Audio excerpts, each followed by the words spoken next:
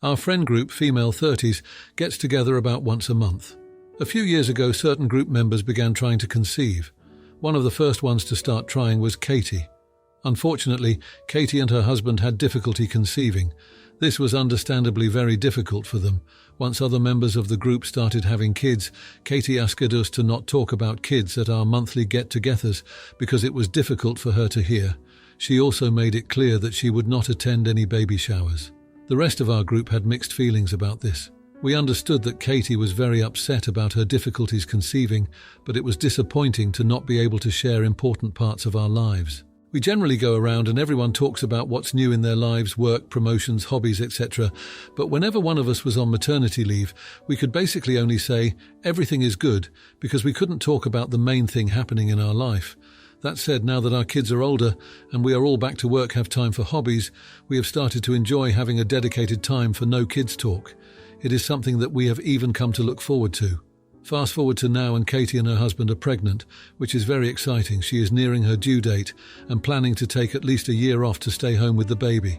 That's enough background, so now to the point. Last night, me and 2 other members of our group got a text from Katie's husband saying that she is really upset that we barely ask her about her pregnancy when we see her and that no one has offered to throw her a baby shower. At first, we were surprised to hear this. We do text Katie at least weekly to check in on her. We just don't talk about it at our monthly hangouts. She has been talking about it in her updates, but no one has asked any follow-up questions about the pregnancy, and we more focus on her other updates. We talk to the rest of the group except for Katie, and the general vibe is that we want to keep the no kid talk rule in place, and it feels a little rude that Katie expects us to when she is the one who made the rule in the first place. Would we be the jerk if we keep our traditions? We also don't feel like we have time to plan a shower with the holidays happening. It sounds like no one wants to go through the stress of planning a shower when Katie didn't even go to theirs. Update, additional information. I just want to address some common comments. 1. We were all still pretty young when Katie first started experiencing fertility issues. For most, if not all of us, she was the first person we knew to share that she was experiencing that. When she asked we not talk about babies, kids at the monthly get-together, we agreed because we didn't know if that was a reasonable ask or not, and really just wanted to be supportive of our friend. I understand many of you would not have agreed to that, and if it happened again, IDK, maybe we wouldn't, but at the time we went along with it. 2. I know Katie distancing herself from such a big part of our lives over the past few years has been a source of hurt for most of us, but aside from this issue, she is a lovely person. No one has any plans of excluding her from our friend group. We've just always understood it as a coping mechanism for her, and no one in the group thinks that's worth ending a friendship over. 3. I am fairly confident that no one is acting out of retaliation or in a tit-for-tat manner. Since Katie asked for the no kid talk rule, we have always still talked about our pregnancies, parenthood. We just did it when Katie wasn't around. Although we can only coordinate the big no kid talk group get together about once a month, friends who live closer to each other or work together or who have kids the same age often meet up at other times, and we would normally talk about kid stuff then if Katie wasn't in attendance. Once Katie got pregnant, we started being able to talk kid stuff when she was around and have definitely talked about her pregnancy in those settings, just not at the monthly get-together. This wasn't done in retaliation, it's just how it's always been, so we didn't really think to do anything different. 4. The reason most of us want to keep the no kid talk rule in place is because as our kids have gotten older, we've come to appreciate having a time to take a break from being mums first and just enjoy our friendship and the other aspects of who we are as people. We are often in work mode or mom mode, so having this dedicated space has been really nice. I understand that Katie is not where we are today, but rather where we were back then when we really wanted to gush about babies and kid stuff. So I sympathise with that, but I also think it's a bit unfair to expect us all to accommodate her again. We are more than happy to text about her pregnancy or talk about it on other occasions. The rest of us just want to have this one get-together remain kid talk free. To be fair, she does live the farthest from the rest of us, so she usually only sees people in the group about one other time a month, but we are still available by text. Now for a few comments before the update. Comment 1. Not the idiot, she set the rules, and if she wants to change them, then she can bring it up and have that chat. But she literally set the rules and refused to talk about your kids or attend your baby showers. It's a little entitled to now expect everyone to fawn over her being pregnant. Comment 2. Not the idiot. But expect Katie to stir the pot in the future, and for many of you to eventually have a falling out with her. Now for the update. So it's been a week since I last posted about the situation with Katie and her pregnancy, and a lot has happened. After we got the text from Katie's husband, we decided to have a group meeting to discuss everything without Katie there. We wanted to figure out how to handle the situation without hurting anyone's feelings. We all agreed that we didn't want to change the no kid talk rule for our monthly get-togethers. It's become a tradition that we all enjoy, and it's nice to have that break from our daily lives. But we also realised that Katie might be feeling left out, especially since she's pregnant and probably wants to talk about it. We decided to reach out to Katie individually and talk to her about how she's feeling. We wanted to make sure she knew that we cared about her and her pregnancy, even if we weren't talking about it at our monthly hangouts. Most of us had a good conversation with her, and she seemed to understand where we were coming from. However, things got a bit more complicated when it came to the baby shower. We all felt bad that no one had offered to throw one for Katie, especially since she's been wanting a baby for so long.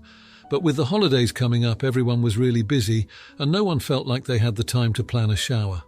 We talked about maybe doing a small, casual get-together instead of a full-blown baby shower. We thought we could do it on a weekend when we were all free, and it wouldn't be as much work to plan. But when we brought the idea up to Katie, she didn't seem very excited about it. She said she appreciated the offer, but she had been hoping for a traditional baby shower, like the ones she had missed out on. We were all feeling a bit stuck at this point. We wanted to support Katie, but we also didn't want to stress ourselves out by planning a big event during the holidays. We decided to put the Barbie shower idea on hold for now and revisit it after the new year. In the meantime, we've been trying to make an effort to check in with Katie more often. We've been texting her about her pregnancy and asking how she's doing. We've also been trying to include her in other get-togethers outside of our monthly hangouts, so she has more opportunities to talk about her pregnancy with us.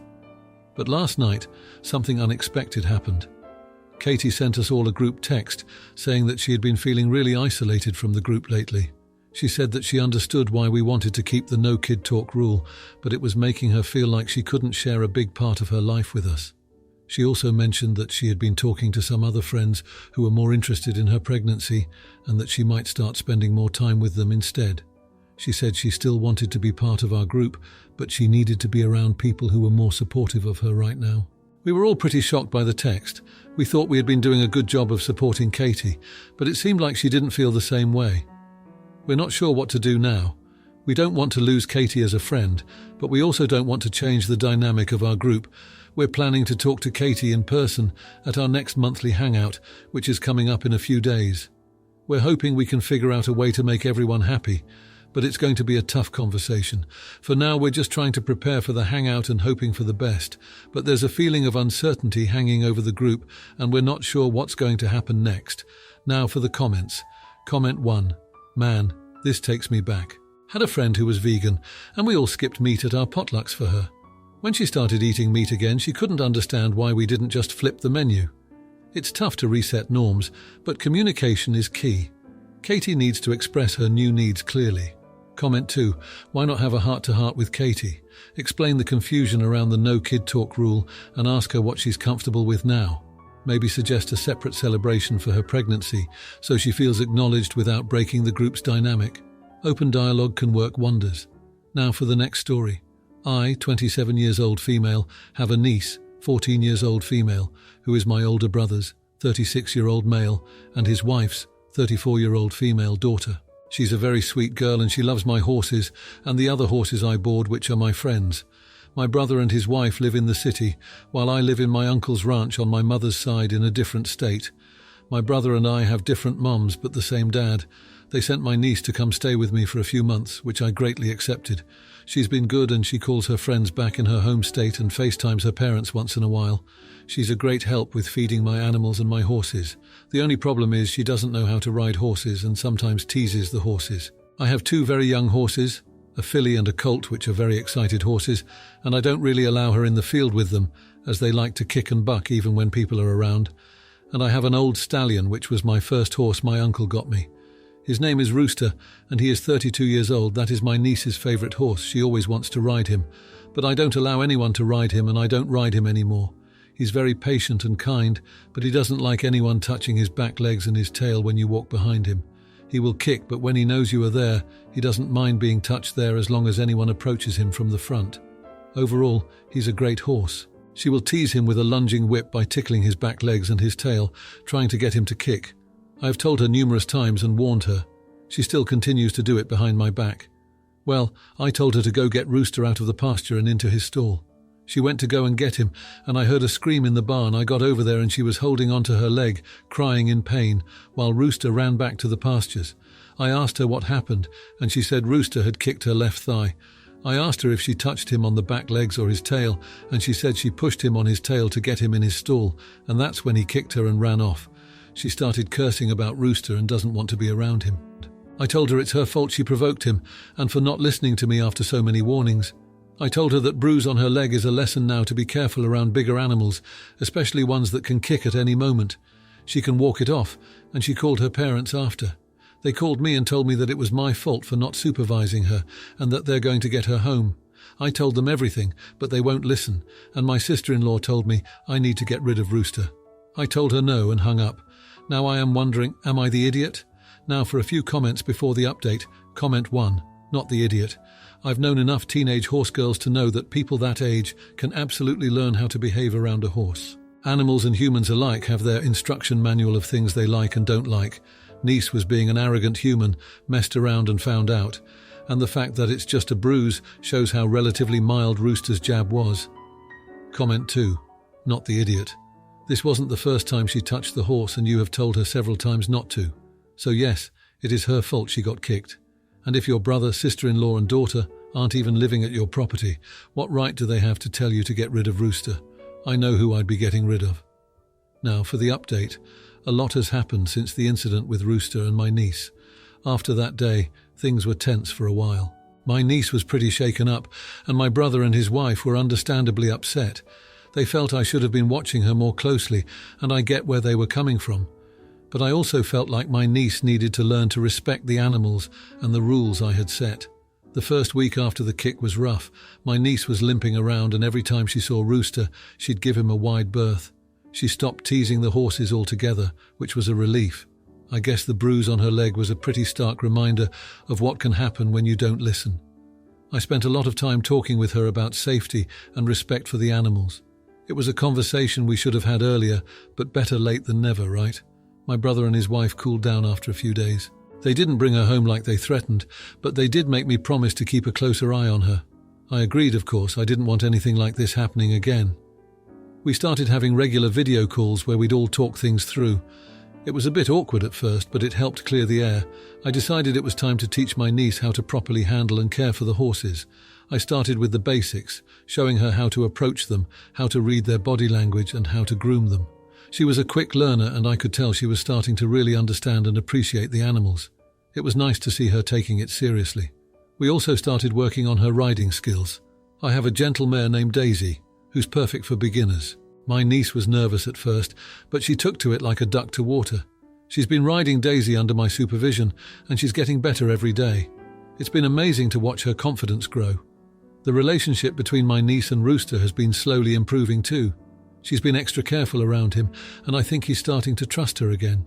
She's been helping me with his care, feeding him and grooming him, always under my watchful eye. She hasn't tried to ride him, and I think she understands now that he's not a horse that can be ridden. As for my brother and his wife, we've been talking more. They've seen the progress their daughter has made, and they're starting to trust my judgment again. We've had some good conversations about boundaries and responsibilities. It's been a learning experience for all of us.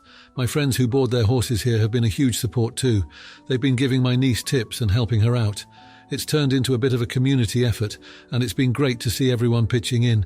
It's been a month now and things are looking up. My niece is talking about maybe getting a horse of her own one day.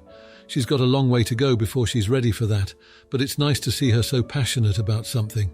She's even talking about staying with me for the summer to help out and learn more about ranch life. I've learned a lot too. I've realized that I need to be more vigilant when it comes to teaching and supervising, especially with someone who's not used to being around large animals. I've also learned that sometimes it takes a tough lesson for the message to really sink in. Despite the challenges we've faced, I'm hopeful for the future. My niece is turning into a responsible young horsewoman, and our family is communicating better than we have in a long time. It's been a tough journey, but I think we're all coming out of it stronger. And who knows, maybe one day my niece will be the one teaching others how to respect and care for these beautiful creatures. Now, for the comments. Comment 1. Oh honey, Rooster's just teaching life lessons the hard way, hoof style. You're not the horse whisperer, and kids gotta learn that actions have consequences. Maybe next time, give her a hobby horse and save the drama for a llama. Ranch life ain't for the faint-hearted. Comment 2. Sounds like you're doing your best in a tough situation. It's not easy juggling the hat of aunt and horse trainer. You're teaching her valuable lessons about respect and safety. Keep those lines of communication open with her parents, and maybe invest in some padded riding gear for the niece. If you liked this video, you'll probably like these too. Also, while you're here, please consider subscribing. It's your support that keeps this channel alive and allows me to make better and longer videos. Have a great day.